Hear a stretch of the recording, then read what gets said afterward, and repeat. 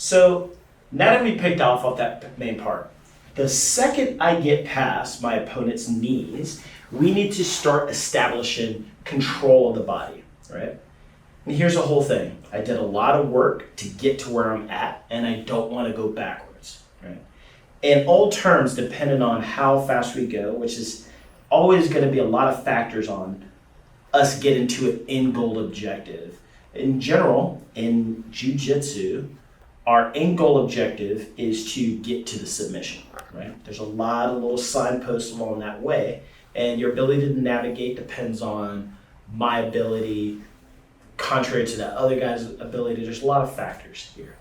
But one of the main parts is if any destination we're going, you don't want to go backwards on the road to go back, right? So make sure you have all the baggage inside the car before you guys take off. You don't have to go back because you left the iron on. And that's really what we're looking at here. So when I get past my knees, I want to make sure I don't allow him to get his knees back across and get a recomposition. So from that, there's a very simple way of looking at this, and I call it a 5-point game, right? We define the 5 points on the body, and we always know how much control we have over the other guy's body. Before we say how to win a game, let me identify the points of the body. So, first point is the near side hip, number 1. Number 2, the near side armpit. Number 3, the far side armpit. Number 4, the head. And number 5, center of his chest. Okay. Now, before I start to give you some of the more names, the nomenclatures of all the different ways and configurations, understand that this is the basic principle. I must address and win this game of 5.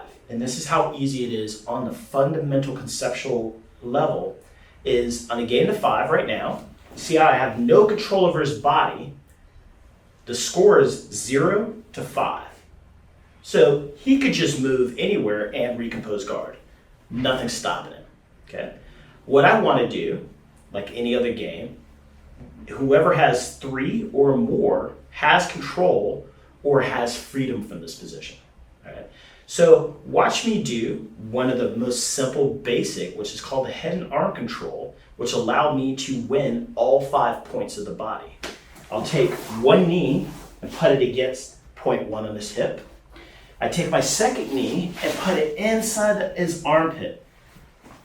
I take my far side arm going underneath his armpit. I have my chest connected to his sternum, a little bit towards the middle or more towards my back, but either way I'm making contact, chest to chest. And you watch my right hand making that cross face. Has a little extra bonus. Sometimes you can connect your hands just to make sure you don't lose these contacts. At this point, this is probably one of the most basically dominant positions from side control. I am winning the game 5-0. You understand? Now, at any given time, I could still be winning this side control, right? If I take this hand out and this hand's free to control, I'm winning the game 4-1 because he has one of these points loose. Let's say I detach my chest from his body. Well, at this point, I'm still winning the game 3-2. But if you've done any kind of jiu-jitsu, you can see how he can start to fight and free one of these things. He may push me away, he may turn, and at second, you saw how he moved his hip away, which means he has more of that freedom. For me to battle back into this position, I get back controls. You see I have the cross face, the chest, and the hip gives me back at 3-2. Cool? Now, before we go into all the nomenclatures of all the different configurations, just know that at any given time, you can know where you're at. In a scramble or as we start to push, you must dominate at least 3 of these points of control if you're hoping to keep the person still.